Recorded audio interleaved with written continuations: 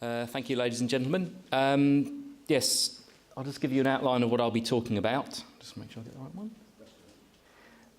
First of all, I'll give a little bit about the State of the UK Forest Report. A lot's happened in the 11 months since it was produced, but I think it's still a useful marker. And some of you might have seen another version of this part of the presentation by my colleague Mike Townsend. I'll also just briefly mention the Natural Environment White Paper ambitions for trees and woods, the Forestry Panel recommendations, the local authority role through that, and a little bit about the DEFRA and FC consultations and conversations about the panel report. And then finally, a little bit of a focus on ancient woodland protection that's come out through the panel report. So firstly, talking about the State of the UK Forest Report published in December 2011, I'd like to start by giving particular thanks to my colleague Sian Atkinson, who was co-author and edited the report and did most of the work and wasn't able to come and present today, unfortunately. And also, of course, the 19 individuals from organisations across the industry, one of whom is speaking later, and I've already seen 2 others in the room who've actually contributed to that report, so thank you for their input. The Year of the Forest did present an opportunity to take stock of the UK's resource of trees and woods and forests. I hope the report shows the degree to which we as an industry are able to contribute to society, and a glimpse of the true scale of the value of that contribution. Is of course that value and its recognition by government, which is also the subject of the panel's final report. The State of the UK Forests also showed that we deliver real benefits across a wide range of different areas, from timber production to recreation, water management, urban adaptation, and helping wildlife adapt to climate change. But trees, woods and forests also face pressures from competition from land, pressures from development, impacts of climate change, and the threats of new pests and diseases, as we know over the last few weeks. So this is a time of opportunity to both highlight the value of trees and also one where we need to guard against the range of pressures and threats. We could see it as a critical point in ensuring a robust future for our trees and forests, but also at a point where we begin to properly realise their value and our value as an industry, the people in this room. The report was structured around a number of chapters covering topics including the extent and nature of forest cover in the UK, governance, productivity and sustainable forest management, and so on. I'm not going to attempt to summarise all of these chapters, it's got a worthy document, but perhaps focus on some of the conclusions of the report, conclusions which arise from the body of the report, and also some of the reflections of the contributors. It's worth considering where we were a century ago, when forest cover was at an all-time low in the UK, and industrial development in particular had contributed to a major shift in the nature of our connection with and management of woods and forests. The First World War highlighted the need for change in order to secure timber supplies, bringing about the creation of the state forestry sector and the beginning of an increase in afforestation. We now have a resource that looks very different 100 years on. Forest cover has increased by 2.5 times in the UK and now stands at 13% of the land area. There's been a shift to a greater proportion of plantations of softwood species, many created several decades ago and now mature. In many places, these have become part of the cultural landscape which people value not just for their timber, but for the recreational and other benefits they provide. There's also been an increase in the area of native woodland, particularly in recent decades, as which has been noted. The importance of trees and forests for biodiversity has raised the profile of ancient and native woods and led to introduction of a range of measures aimed at their protection and restoration.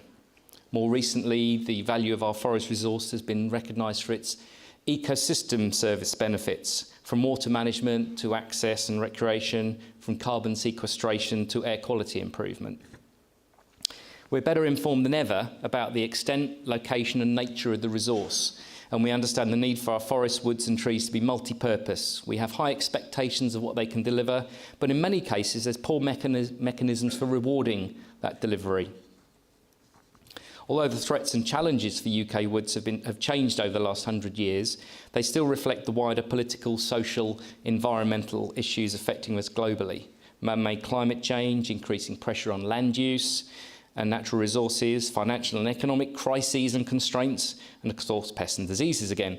All of these have implications for forestry and for forests and the way in which they're managed and expanded. Despite a recognition that an increase in forest cover of different types could contribute to addressing the challenges we face, planting rates remain stubbornly low compared to what they have been. It's clear that further forestation could contribute to both mitigating and adapting to climate change through carbon sequestration, provision of renewable energy, provision of timber and wood products for construction. I can see Oliver disputing some of that down there. Flood mitigation, urban cooling and so on. The UK is still one of the least wooded areas of Europe. I think it's up 44% is the wider Europe average. Whilst this in itself doesn't create an imperative for more woodland, there is good research and evidence to support woodland expansion to meet clear and targeted needs where it's needed and in the right places. Trees and woodlands which will have real value. In many cases, expansion will be locationally specific if it's to deliver benefits, for instance, woodland for water management. But there are still unanswered questions. What mechanisms are needed to achieve increased woodland creation, given the competing pressures on land, for example, the need for food security? Where should new woodland go, and what should it look like? A practical measure of the value of trees and woods is needed to be able to inform decisions about land use in the face of competing demands. We also need to consider carefully the balance between native woodland and non-native productive planting, given the projected increase in demand for wood under, for example, renewable energy targets. What configuration might provide the resilient landscapes across which wildlife can move in response to a changing climate, whilst also contributing to supporting productive agriculture and meeting at least a part of our material needs for timber. We also need to broaden our view of what constitutes forest cover. Trees outside woods represent a significant element of tree cover in the UK, particularly native tree cover. This is an undervalued and largely unnoticed and unmanaged resource which contributes significantly to ecosystem services, particularly in the farm landscapes and in urban areas. When we think of woodland expansion, we may need to think about as much about small groups, belts and individual trees that can be easily integrated into working landscapes as we do about larger forested areas. Policies, incentives and mechanisms need to reflect this wider understanding. Recent work the Woodland Trust has undertaken with Harper Adams University College shows how trees in the agricultural landscape can contribute towards the development of sustainable agriculture and support for production. In fact, I think there was a big announcement about how it can help with drought conditions just as the drought broke for 3 months and rained continuously. Ownerships of forests are still dominated by private individuals and the state, with state ownership and management accounting for about a quarter of forests, and that includes local authority woodland, not just the PFE. Recent experience in England has obviously shown the strength of public feeling for state forests and the value they attach to them. So is this the time to consider the opportunities for greater diversity of ownership, for communities to have a greater stake in forests? Scotland has led away in this, and the many community woodland groups are a testament to public appetite for more involvement in forest governance. In Wales, there's also a growing movement for community ownership and management. So, should we now be considering the case for communities in England to be more involved in their local woods and the benefits this could bring, including an understanding of the need and value for woodland, generating a resurgence of a woodland culture? The UK has been a world leader in its commitment to principles and implementation of sustainable forest management. In addition to high standards to which our forests are managed, there's been a significant shift in the management of productive forests to deliver a range of social and environmental benefits in addition to timber. These values are embedded in our models of forest management, often without specific recognition. And obviously, forestry's contribution to domestic timber is still relatively small in the UK. We still import over 80% of our timber, but it's nonetheless important and has the potential to grow. The forestry industry faces a number of challenges: competition for raw materials from the renewable energy sector, coupled with peaking of supply as many forests reach maturity. But recovery of timber prices could signal a positive opportunity for forestry. Whilst we should recognise the values of multiple benefits, we should not forget that our forestry already yields products for which there is a market value. That's the provisioning side of ecosystem services.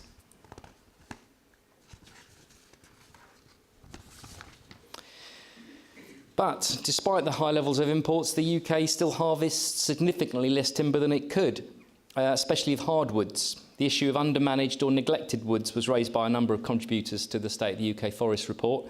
The challenge of increasing the management of the woods shouldn't be underestimated.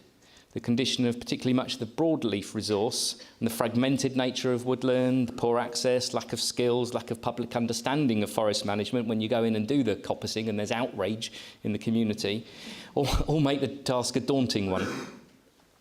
We do need to be clear that management has aims and a purpose and is not an end in itself, and we can begin then to communicate the needs and values which arise from it. Better regulation incentives, better understanding of wider values which arise, and some better ways of recognising those values through payment. Now, lack of appropriate management is one of number of factors that research has shown to be causing changes in biodiversity. However, the factors affecting biodiversity in woods are complex and include nitrogen deposition, pollution, fragmentation and loss, browsing and grazing, and climate change, as well as the actual changes in which the ways woods are managed. We need to be cautious about the assumption that introducing management, particularly where it hasn't particularly happened before, like coppicing, will automatically benefit biodiversity.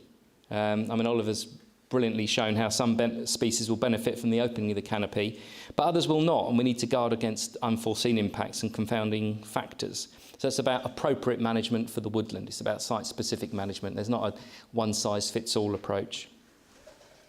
On to protection. It does seem relatively strong, but there's a danger of losing this ground in the face of increasing pressure for development, especially, and current reviews of planning policy. 6 months after the National Planning Policy Framework was, we thought, finished, they're reviewing it again and reviewing planning policy in the new infrastructure and regeneration bill. For some features, such as ancient trees, wood pasture and parkland, there is a need to bring recording and protection up to the same level as that given to woodland. Restoration of planted ancient woodland sites has become more embedded in policy and practice, but could be hampered by the serious outbreaks of diseases like Phytophthora. In terms of ecosystem service delivery, the benefits of woods and trees is increasingly, but probably still not sufficiently recognised. Trees and forests should form critical parts of landscapes that provide value across a range of environmental, social and economic benefits, these ecosystem services. But the challenge is embedding this value sufficiently in decision-making processes and finding mechanisms for rewarding those who provide what are public goods. A landscape-scale approach has also gained increasing currency recently, creating landscapes that are more ecologically connected and functional will aid wildlife in adapting to climate change, as well as underpinning delivery of ecosystem services. We talked a lot about pests and diseases this morning, so I think I'll move forward on that. But just to say we need to be open to change, to increasing diversity in our forests, reviewing our understanding of what is native or non-native, how long diseases have been around, and what's suitable. And I appreciate the conference a couple of days earlier this year that John hosted with others at the Western Belt Arboretum on species choice for both urban and forestry purposes. So it's easy to focus on the many challenges, but it's also a time of great opportunity. I really do think there's a crest of the wave at the moment, a possible turning point. I mean, it's unfortunate that some of it's the latest bit, or the additional peak has been caused by cholera. But trees and forests are on the political agenda. We already have a good deal of research and policy in place in support of an expansion of the forest resource, protection and restoration of its most valuable natural assets, and reinvigoration of the economic woodland and forest sector, delivery of environmental and social benefits, and also delivery at a landscape scale of resilient functional landscapes. What we need to do is deliver that policy into practice. I was going to go on a few bits of what could be the future, but I'll gloss over those and go into a little bit about the Natural Environment White Paper and trees and woods. In there, they said that trees, woodlands and forests have a very special place in English culture. Their health is essential to our well-being and prosperity. They shape our landscape and street scenes. So there's some ambition set out in the NUP, and that's for a major increase in the area of woodland in England, better management of existing woodlands, and a renewed commitment to conserving and restoring ancient woodlands. Forests and woodlands must play a full part in achieving a resilient and coherent ecological network across England. We want to create more opportunities for planting productive and native woodlands, more trees in our towns, cities and villages. It also gave a few roles for the Independent Panel on Forestry. It welcomed the case that the Reid report sets out and asked the Independent Panel on Forestry to provide advice specifically on an appropriate level ambition for woodland creation and more active management, the mechanisms and market conditions needed, and the options for ensuring that everyone has the opportunity to experience and enjoy our woodland resource. It also said the government's committed to restoration of ancient woodlands and other open habitats that have been planted, and it asked the independent panel for advice on the restoration of open habitats and PAWs. The panel report itself had an overarching aim about valuing a new woodland culture, and that had already been written about in the State of the UK Forest report. Society as a whole to value woodlands for the full range of benefits they bring. It's a bit of a long one, but basically it's about the ecosystem services, which I've already mentioned. That was mentioned in the final report. There's a lot about woods for people, giving as many people as possible ready access to trees and woodlands, and that's about planting trees and woodlands closer to people, and perhaps using the Woodland Access Standard and Visit Woods sites, as there's resources out there already. The panel report also suggested local health and wellbeing boards implement their public health duties by investing in local access to nature and woodland, so it's a bit joined up across the sector. And education authorities and early learning centres should ensure every child has an element of woodland-based learning that will, for example, encourage woodland owners to create a partnership with a local school. I like the idea of citizen science as well as part of the way of trying to track cholera spread, or the prevalence of cholera, and perhaps the subsequent spread. There's a lot about trees in our neighbourhoods. Being a bit of a townie myself, compared to some of you here, there was about a belief in more and better maintained trees close to where people live. More trees on urban streets, more trees in town parks, and tree corridors from the centre of towns and cities out to local woods and forests with good access.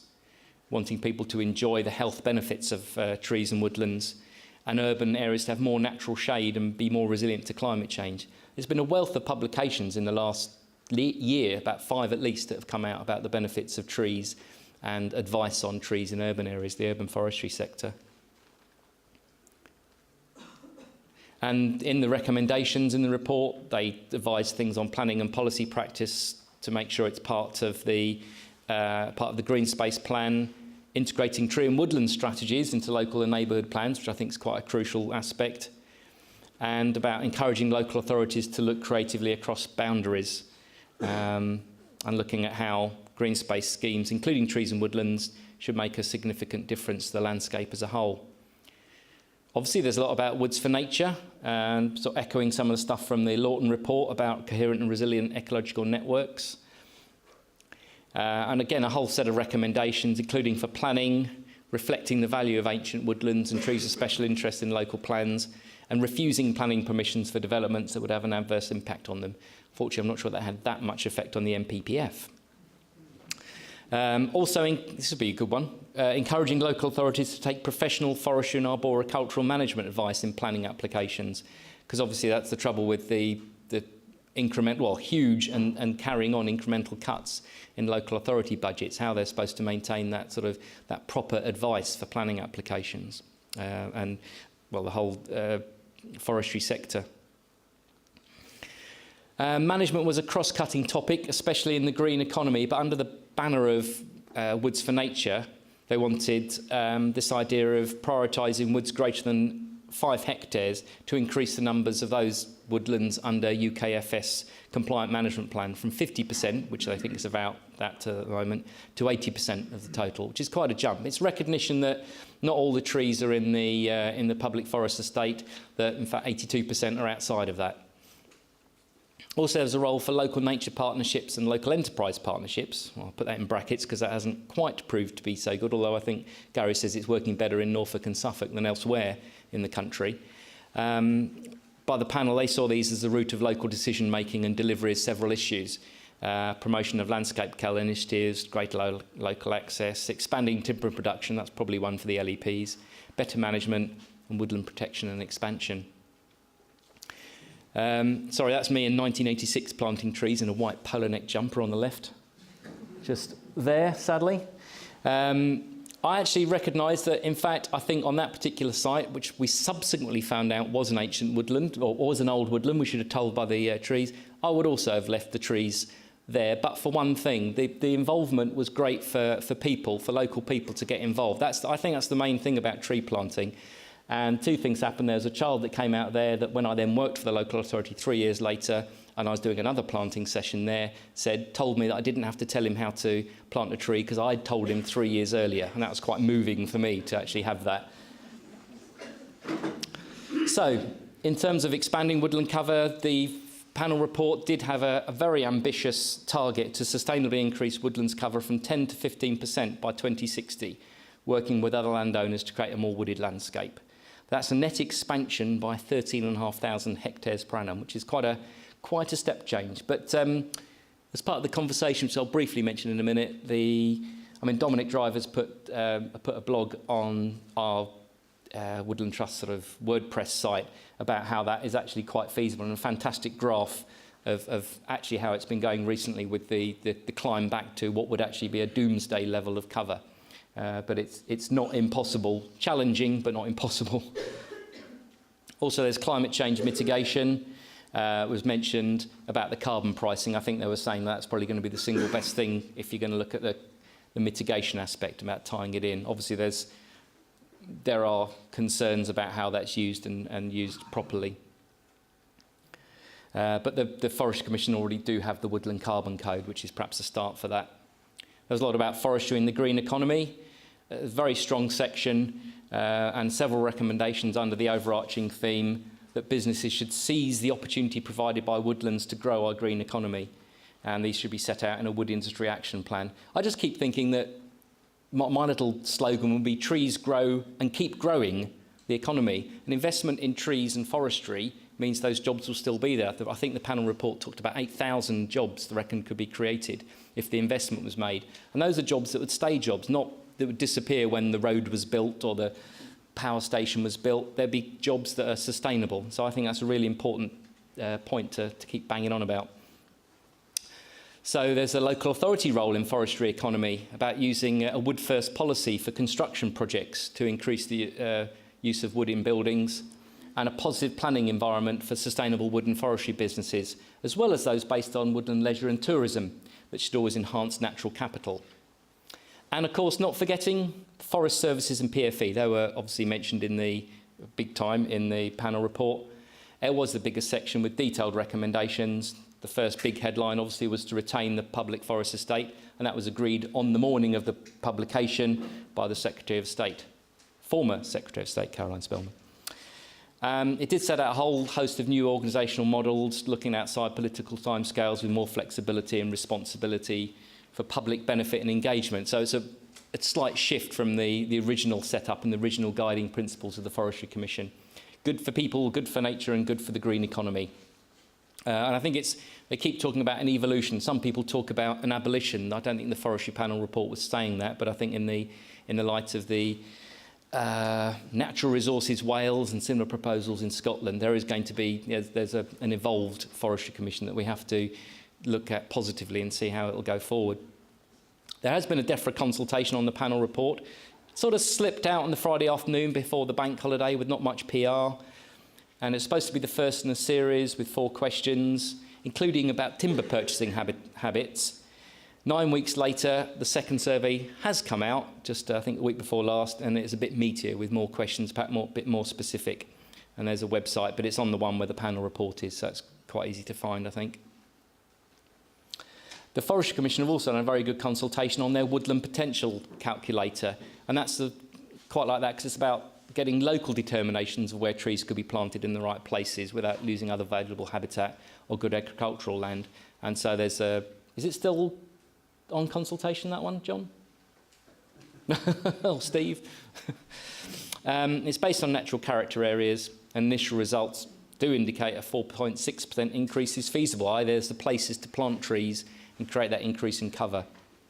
Our work has suggested slightly more, that 5% is appropriate.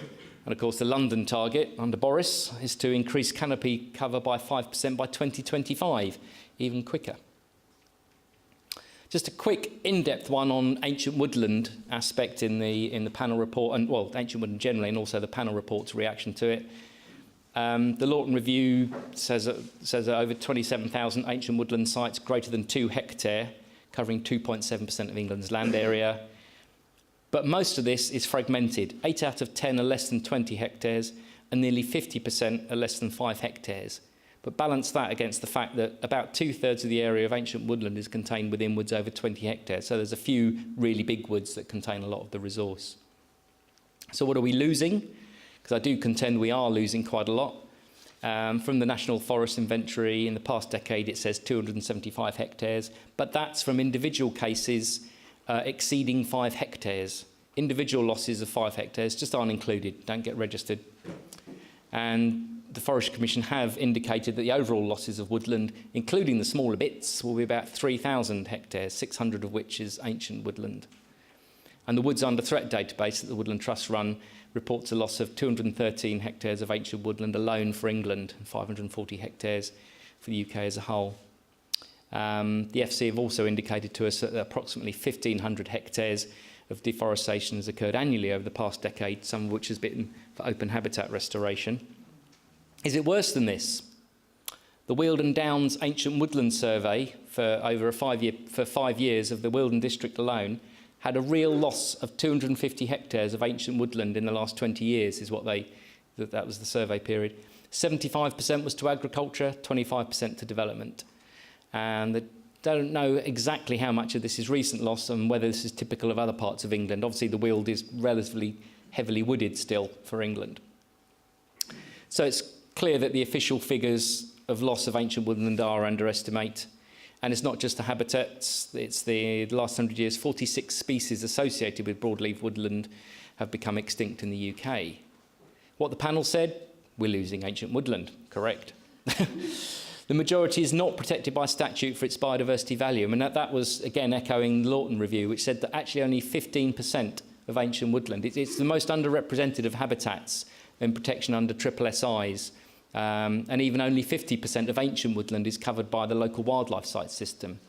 So 85% has no statutory protection and 50% has no local protection. So there we go, sorry, I'm saying about that.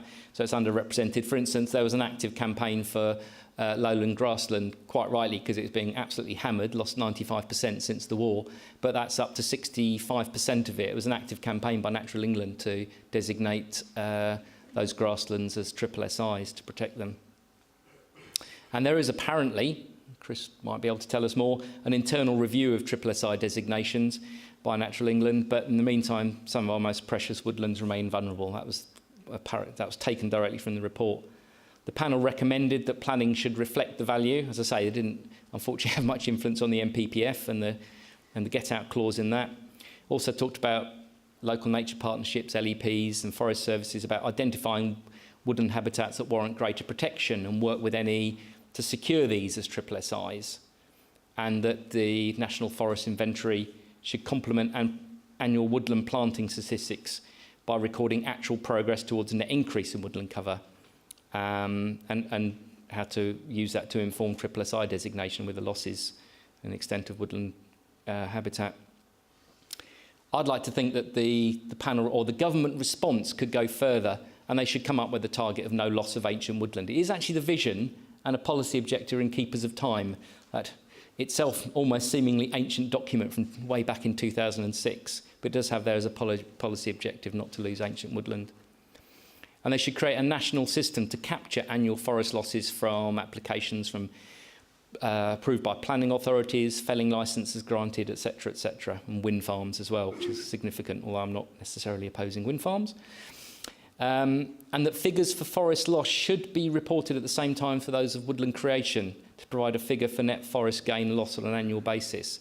I mean, just from, we understand that if it hadn't been for the Jubilee Woods campaign, we'd have been in net loss of woodland cover this year, because the actual removal of woodland was outstripping planting of woodland, allegedly. But I'm sure there's of time. Yep, don't worry. This is the last one. But also the Forestry Commission should be a statutory consultee on all planning applications affecting ancient woodland. As obviously Steve and John don't have enough to do at the moment. And should have a powers to object as well as just comment on them. I think that's quite important. We have the authority and the expertise in the Forestry Commission. We should use it. And I also think there should be a Natural England target to significantly increase, perhaps double the percentage of ancient woodland under triplicide designation in a set timescale, an actual target. That then gives a frame for the local neighbourhood partnerships and LEPs to frame what they're doing locally. So, any questions? Richard, before we go on to any questions, I think Kalara is very important, but Richard has proved that the future of forestry in the UK is absolutely crucial. It has a vital role in serving both the needs of people and also the environment. We have a history of woodland management, as Oliver has said, and we have a future of woodland management. So thanks, Richard, for your presentation. Have we got any questions?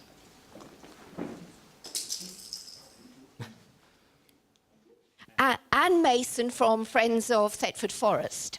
Though the government has pledged that we will have a public forest estate, it has not yet decided on the funding for it.